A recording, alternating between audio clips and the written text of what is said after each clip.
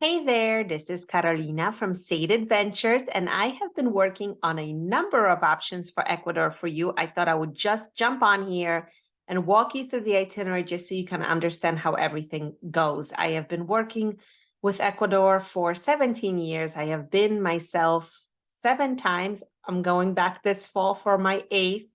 And I have done a lot in the jungle, a lot in the Galapagos, sometimes alone, sometimes with my family. I have 2 daughters, so I always try to use them as my travel critics. So feel free to reach out anytime with any questions, but I'm sharing my screen and that way we can go through the itinerary together. So I'm sending you this link as well. You'll have it in a PDF version, but I thought it would be fun to just walk you through the trip. So this is a private tour for the 5 of you.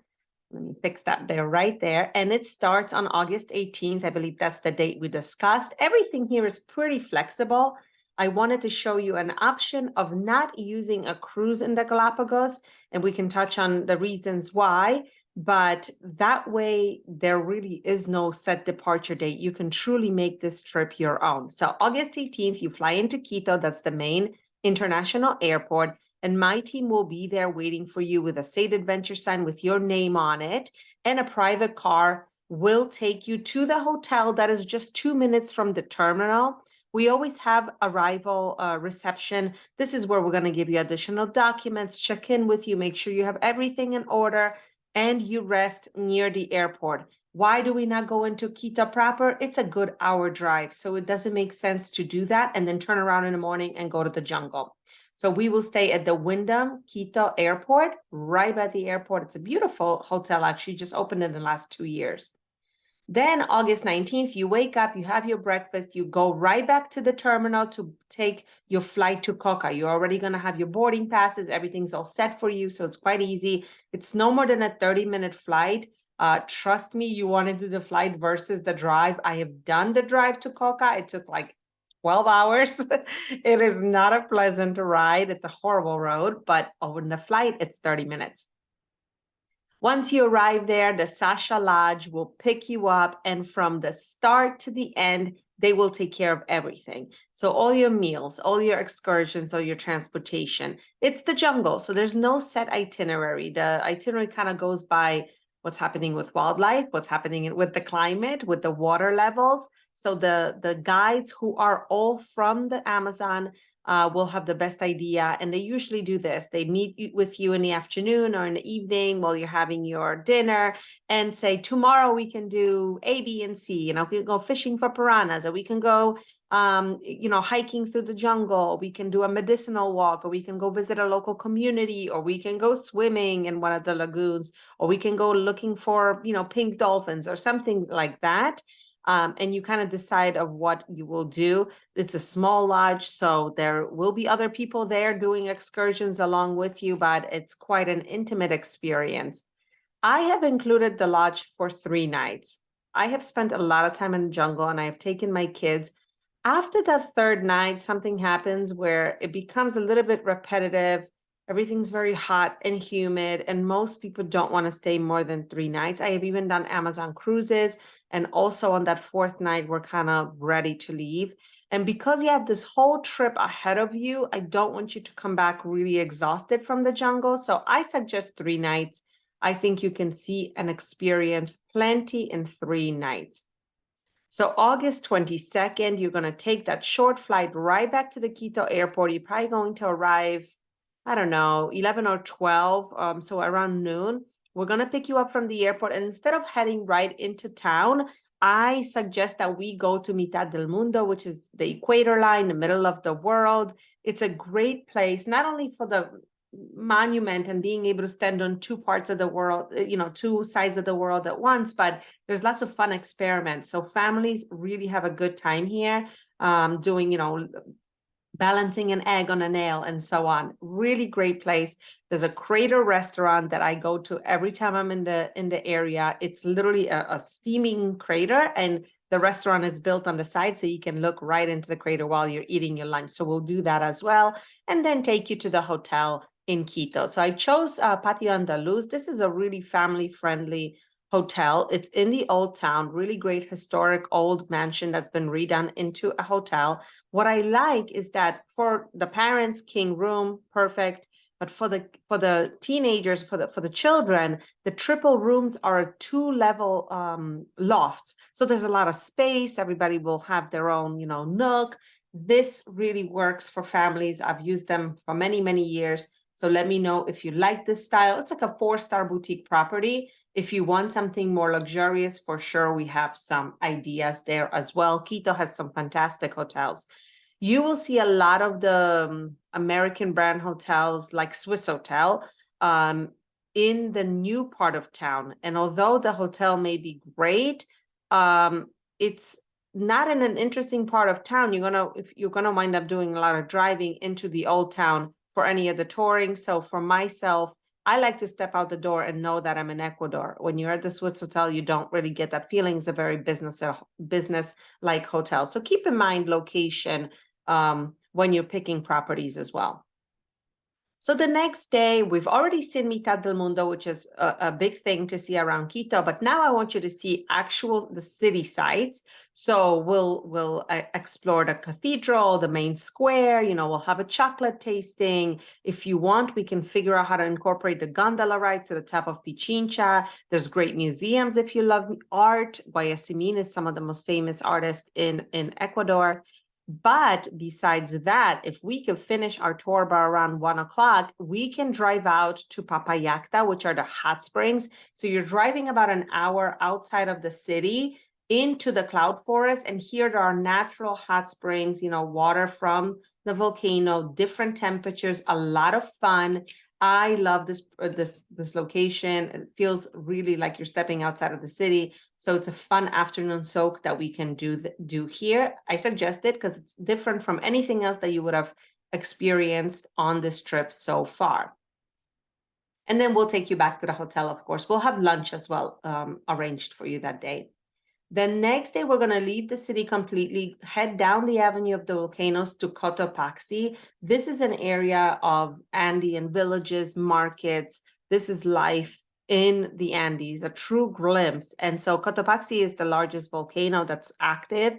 And here there are ranches all over. And so we will spend some time on a ranch with the local cowboys. We can ride horses. We can hike on lava. We can go to the lagoon. There's lots of different things.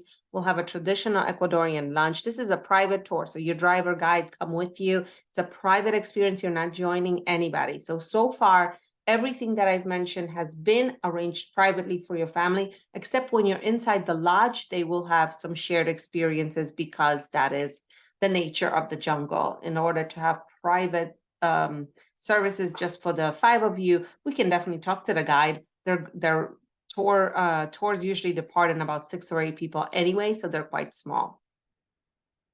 And August 25th, this is when we're heading to the Galapagos. So look at it, it's day 8. You've already been in Ecuador for a whole week. It's really exciting because you've seen so many different faces of Ecuador, and now we're heading to the islands. So this is my suggestion for you, mainly because I think island hopping works really well for families who want to have some flexibility, who want to make the trip their own. And if anyone is a little bit concerned about sleeping on a boat, maybe motion sickness, this is a really great option because you're going to see a lot and you're going to do a lot, but you're not going to sleep on a yacht. And it makes a big difference if you're nervous about that. So you're going to land in, we're going to take you to the airport. Here, there's going to be our Galapagos assistant helping you because Galapagos is a big protected archipelago. So they have an entry ticket, a permit, an ID card. You have to go through customs. They have to check your bags. They'll literally check for seeds on your shoes. So there's a lot of stops, and it's Ecuador. So every stop is a different line. So our assistant helps you. Once you land in the Galapagos, our team will pick you up and we will head into the highlands. So once you head into the highlands, this is the area where all the giant tortoises roam. There's plantations, there's coffee being grown. There's a lot of locals who live up here. It's a great jungly atmosphere. I love this part. There's actually caves. There's all kinds of things that we can do on this day, exploring the highlands, but the main stop is to see the giant tortoises, be with them, have lunch there, really soak in the idea that you are in the Galapagos. And then we will continue on across the island to the village of Puerto Ayora, which is the only city here on Santa Cruz Island, and you will check into your hotel. Like I said, we had lunch on the farm. So the hotel I chose for you is another property that is very family oriented. So it's a small boutique hotel. It has only 8 rooms.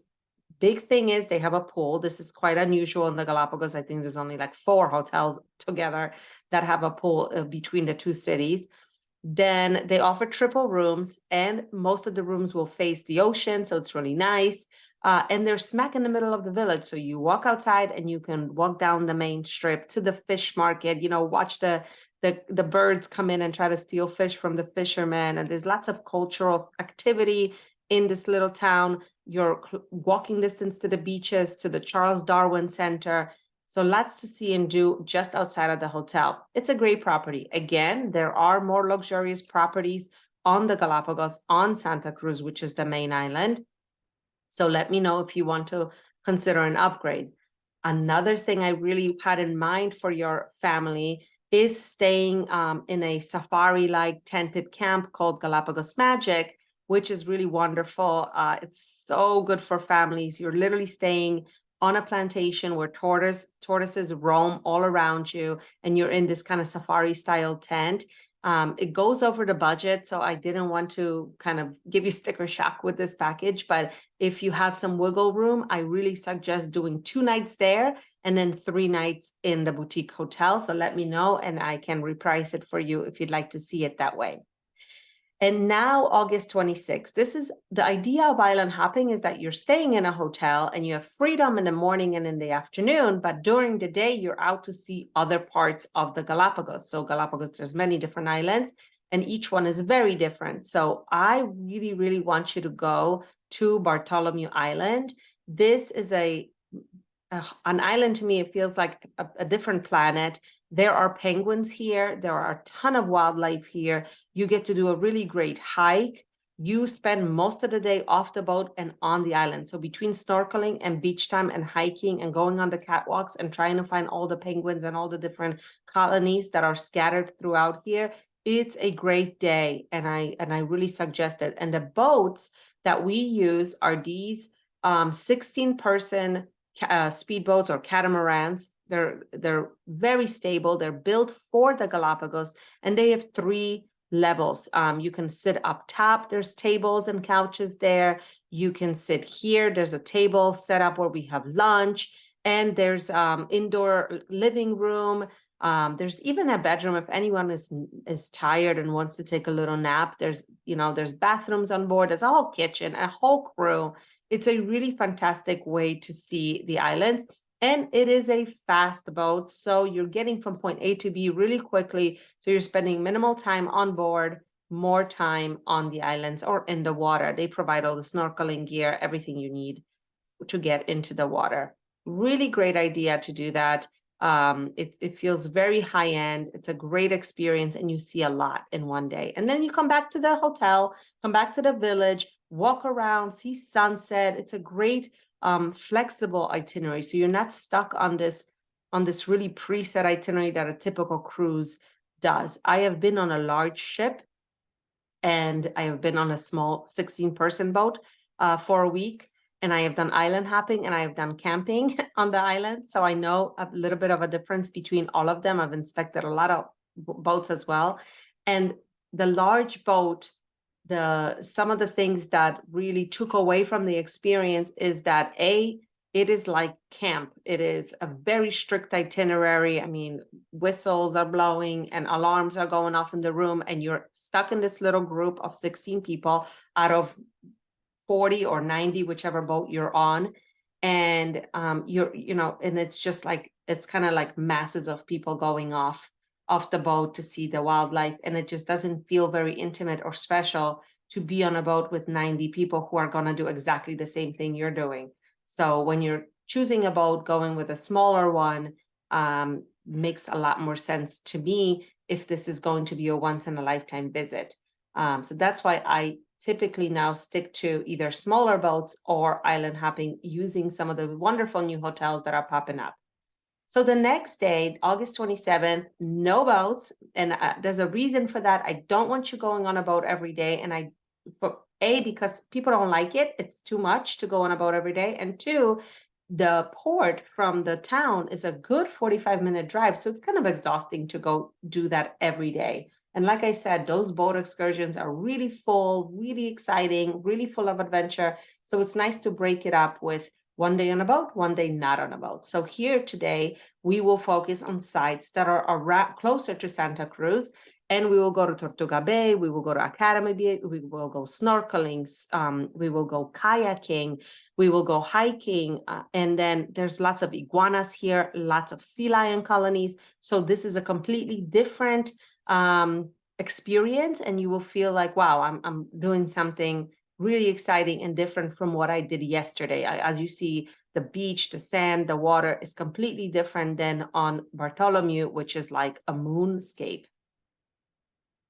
So that's your day on the 27th. On the 28th, now we refreshed. We did a lot of beach time or kayak. We spent time in the village. We're going to go out on the boat again, and we're going to see some other islands. So every island is different. There are red sand beaches, black sand beaches, white sand beaches. There's so many different things. Every island is known for different wildlife, and maybe blue-footed boobies is something that you're interested in. Then we would go to Santa Fe and and South Plaza's islands, the two islands that are combined together because they're close enough. So again, you are getting in the water, you are getting off the boat multiple times, you're going to see a lot, you're going to hike, you're going to swim, you're going to snorkel, you're going to have lunch on board, and you're going to come back to town. Now, August 29th, I left free. Your children are older, so they're not small kids that they need a lot of entertainment. And so I think it would be really fun for you to enjoy the beach and the snorkeling sites that are accessible to people without a guide. And this is very rare in the Galapagos. Most sites you need a local guide to reach it because it's a protected area. But there are some really neat cliffs that you can dive and snorkel in between. There are pink salt farms that you hike through in order to get to these cliffs. There is a great beach with mangroves growing all over it that you can just enjoy on your own. And of course, there's iguanas and all kinds of stuff happening all around you. You'll never forget that you're in the Galapagos. But I thought it'd be a really great day to have a free day. If you are done with the sun and done with the beach, then we can rent bikes and you can go up into the highlands and go up to one of the tourist plantations. You can spend the afternoon at the Charles Darwin Center to learn a little bit more. It's sort of set up like a museum. So I love having a free day. We always incorporate that for our clients, and everybody really loves it. So that is your August 29th. Now, if you want to fill it with another tour, just let me know and we can arrange it for you. And August 30th, we would take you back to the airport, fly you to the mainland, and you would connect with your flight home. So that is the trip. I'm sending it off to you so you can review the different details, the pricing options, and let me know what works, what doesn't. I have looked at a number of boats for you as well. I actually work with 30 cruises, and I've checked them all, and I found about 5 that have a double and a triple cabin available to you. All of the options with cruising, be it 3-night cruises, 4-night cruises, 5-night cruises, they will bring the price a little bit higher. So I didn't include it on here because I want to first make sure you see this option, which I'm really excited for your family about. Last thing I want to mention is that I included Sasha Lodge, which means that you're flying into the Amazon. If you are not too crazy about having those extra flights, let's go to the Cloud Forest instead. I'm going to check. I'm waiting actually for Mashpee Lodge to get back to me to see if the Mindo Cloud Forest could be a good option for us for those dates. And I will let you know. I have gone to Mashpee as well. It's a really fun adventure, completely different. It's all waterfalls and, hummingbirds and all kinds of different adventures that you can have there. I will show that to you as well. But sending it off to you now. I look forward to your thoughts.